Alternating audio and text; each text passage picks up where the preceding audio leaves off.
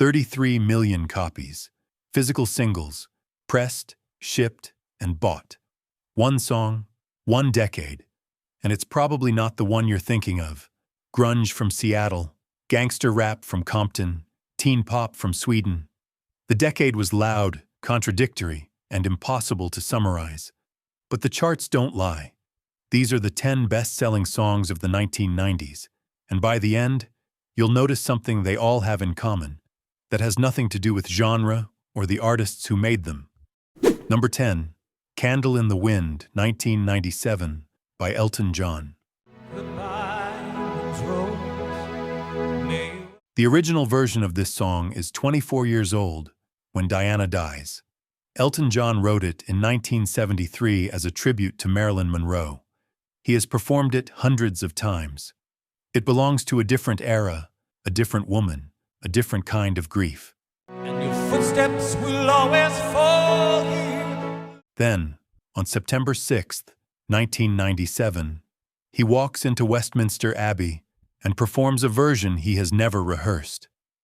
The lyrics have been rewritten in 4 days by his longtime collaborator Bernie Taupin, who does it alone, in private, without showing Elton the new words until the last moment. During the funeral, Elton reads from a sheet on the piano. He does not trust himself to have memorized it. For our nation's golden child.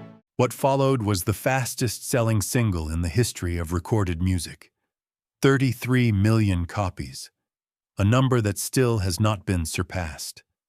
But here's the thing that doesn't get said enough. Elton pulled it. He refused to let it be sold in perpetuity, insisted the proceeds go to the Diana Memorial Fund, and then stopped pressing it.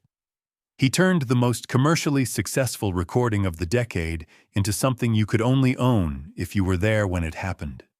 Candles burned out long before. Number 9, I Will Always Love You by Whitney Houston. Dolly Parton wrote this song in 1973 as a letter to her business partner and mentor. She was leaving his management company to pursue her career independently. It was a farewell. Warm, graceful, melancholy. It charted. It became a country classic. Then nothing much happened with it for nearly 20 years. We'll always love you. Whitney Houston's version arrives in 1992 as part of the Bodyguard soundtrack. The arrangement strips everything away for the opening. No drums, no bass, no accompaniment at all. Just her voice, starting mid-range, then expanding outward until the key modulation at the final chorus. A climb that shouldn't work at that tempo, and somehow does every single time. We'll always love you. It spent 14 weeks at number 1. At the time, it became the best-selling single ever released by a female artist. And Dolly Parton, who has never recorded anything close to a crossover mainstream pop hit, earned more from Whitney's recording than from any other song in her catalog. She has said publicly she cried when she first heard what Whitney did with it. Not because it was different, because it was more than she thought the song could carry. If you made it to the end, you already know which song took the number 1 spot, and why it wasn't the one most people would guess. If this list surprised you, or if you want to see the same breakdown for another decade, drop a 3 in the comments. That's how I know to keep making these. Like the video if it's worth someone else's time. Subscribe if you haven't. There's more coming, and I'll see you in the next one. Number 8, My Heart Will Go On by Celine Dion. Celine Dion said no. That is the starting point of this story. Composer James Horner had written the song for the Titanic soundtrack and brought it to her. She turned it down. She was overworked, overextended, and not interested in another film ballad. So Horner did something unusual. He secretly booked a session, brought her in under a different pretext, and recorded her singing it once. A single run-through, no pressure, framed as a demo. Then he played that recording for director James Cameron. Cameron used it in the film.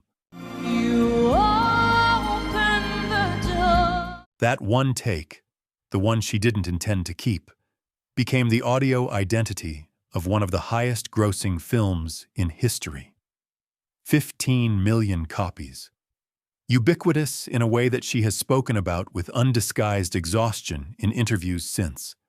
There's a version of this story where Celine said yes, thought hard about it, delivered a deliberate performance, and gave the world a masterpiece. That's not what happened. She said no. Horner recorded her anyway, and the accidental take is the one the world won't let go of. My heart will go on. Number 7, Everything I Do It For You by Bryan Adams. There's no love. This song was written in approximately 45 minutes. Michael Kamen, the composer behind the Robin Hood, Prince of Thieves score, needed a closing ballad. He called Bryan Adams and producer Robert John Mutt Lange. The three of them worked through a late session and had a finished draft before dawn. What followed was 16 consecutive weeks at number 1 on the UK singles chart. That number is not a typo. 16 weeks. It broke the record held by the Beatles. At some point during that run, radio stations began receiving complaints from listeners.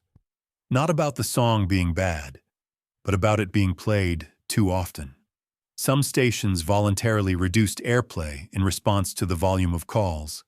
It stayed at number 1 anyway. Oh, you can't tell me. The paradox of that particular success is still difficult to explain. A song written in under an hour for a film about a medieval outlaw became so dominant that audiences actively requested less of it, and the charts didn't respond. The audience asked for a break. The song didn't take one. Number 6, Macarena, Bayside Boys Mix, by Los Del Rio. When I dance, they call me Macarena, and the boys, they say que soy... Los Del Rio are two men in their 50s, Antonio Romero Monge and Rafael Ruiz Perales, traditional Latin musicians, well known in Spain and throughout Latin America. In 1993, at a private party in Venezuela, they perform a new song. Nobody outside the room knows it exists. 2 years later, a Miami production duo called Bayside Boys hears the original recording, strips it down, adds English lyrics, accelerates the tempo, and appends a 4-beat dance sequence that can be learned in under a minute. That version enters U.S. radio in 1995. By 1996, it has spent 14 weeks at number 1 on the Billboard Hot 100, the longest run that year. It is performed at the 1996 Democratic National Convention. The Clinton campaign uses it. Wedding DJs adopt it as standard repertoire and never fully stop. What's most interesting about this story isn't the success, it's the geography. Two men from Venezuela, performing traditional flamenco pop at a private gathering, produced the most played song in America in 1996 without ever aiming at that market. The Bayside Boys aimed. Los Del Rio were just playing music they liked at a party. Number 5, I'll Be Missing You by Puff Daddy and Faith Evans, featuring 112. Every step I take, put your peace sign in. The notorious B.I.G. is shot dead on March 9, 1997. He is 24 years old. Within weeks, Puff Daddy, his closest collaborator and the founder of Bad Boy Records, is in the studio working on a tribute. It's kinda hard with you not around. Know you in heaven, smiling. The track samples Every Breath You Take by The Police. Sting receives writing credits. He has spoken about it with some complexity, noting that the original was written about obsession and surveillance, not grief, but gave his blessing. The finished recording, with Faith Evans's voice threaded through the loss and 112's harmonies underneath, became the longest-running #1 rap single of the decade. 11 weeks. My thoughts big, I just can't define. Wish I could turn back the hands of time. Sting later revealed that the royalties from that sample allowed him to purchase a property in Italy. A song he didn't write, for a tribute he wasn't part of, in a genre he had never recorded, became one of the most financially significant uses of his catalog. What he didn't say, and what's hard to ignore, is that the version most people have encountered of Every Breath You Take in the past 30 years might be this one. Every single day. Number 4, Gangsta's Paradise by Coolio featuring LV. So long that even my mama thinks that my mind is gone. The most unsettling song of 1995 came from the soundtrack of a film about a high school teacher trying to reach at-risk students. Dangerous Minds, Michelle Pfeiffer, inspirational drama, and underneath the credits, a track that samples Stevie Wonder's Pastime Paradise and lands with the weight of something much darker than the film it was attached to.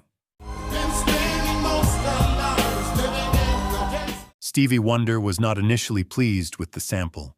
The original was a spiritual meditation on mortality, and Coolio's use placed it inside a narrative about street violence and survival.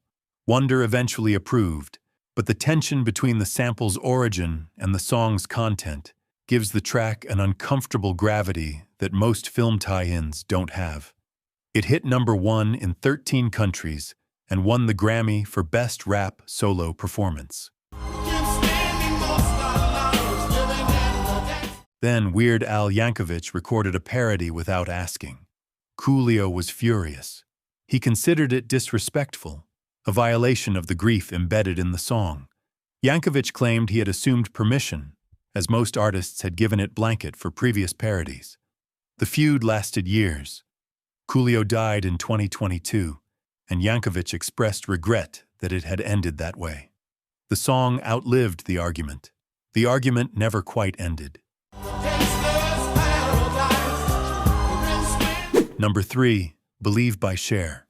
So sad that you're leaving. In 1998, Cher is 52 years old and has been declared commercially finished several times over. Her career dates back to 1965. The industry had moved on. Do you believe in life after love? Producer Mark Taylor, working on what would become the Believe album, applies auto-tune, a pitch correction tool, at an extreme, deliberate setting, not to fix her voice, to distort it, to make it mechanical in a way that had never been done as an artistic choice. The label hears the result and pushes back. The robotized vocal sounds wrong, they say, sounds like a glitch. Cher refuses to change it. I can feel something inside me say. What happened next is now in every music production textbook. The Cher effect became the defining sound treatment of the following decade. T-Pain built a career on it. Kanye West used it on 808s and Heartbreak and changed the direction of hip-hop. Every vocal chop, pitch snap, and electronic voice effect in modern pop can be traced back to a producer in a London studio who applied the wrong setting on purpose, and a 52-year-old woman who refused to undo it. The label thought it was a mistake. It was the most imitated production decision in pop history. I really don't think you're strong enough now. Number 2, Wannabe by Spice Girls. Every major UK label passed on it. That's the first thing to know. Wannabe was rejected before it was finished, rejected again when it was done, and eventually signed by Virgin. Not because anyone was convinced, but because someone was willing to take the risk. When it was released in the United States 6 months after the UK chart debut, it entered the Billboard Hot 100 at #1. The first British act to debut at #1 in America since the Beatles. That comparison was used at the time, usually with skepticism. 7 million copies globally, and a phrase, girl power, repeated so relentlessly across merchandise, interviews, and think pieces that it eventually collapsed under its own weight, which is precisely the measure of how completely it had worked. 5 women assembled through an audition process, who rewrote their own brief and fired their original manager, a thing that almost never happens with manufactured acts, became the biggest-selling group on the planet for 2 years. The industry that passed on them watched. Number 1, Baby One More Time by Britney Spears. The song was written by Max Martin in 1997 and offered first to TLC. TLC said no. They felt it didn't fit the direction they were moving in, so it sat. Until a 16-year-old from Mississippi, freshly signed and completely unknown outside of a regional theater circuit, was handed the track and told to make something of it. The director hired to shoot the music video pitched an animated concept. Britney Spears, 16 years old and in the first days of her professional career, rejected it. She suggested a high school instead, lockers, hallways, choreography on a gym floor. The director, Nigel Dick, has confirmed this in multiple interviews. The concept that would define the launch of one of the most commercially dominant careers of the decade was Britney's idea. Not the labels, not the directors. The video aired on MTV in late 1998. Radio stations began receiving requests for a song that had not yet been commercially released. The single debuted at number 1 and sold over 10 million copies. It launched the dominant pop template of the following decade: teen-centered production, Max Martin's melodic architecture, choreography as visual identity. TLC said no. The director had a different idea. The teenager in the room had the one that worked. 10 songs. 5 years from either end of the decade. Different genres, different countries, different origin stories. But look at what's underneath each one. A decision that shouldn't have worked. A rejection that cleared the path. A detail that was never supposed to be there. The best-selling songs of the 1990s weren't accidents. They were the ones where something went differently than planned, and nobody stopped it.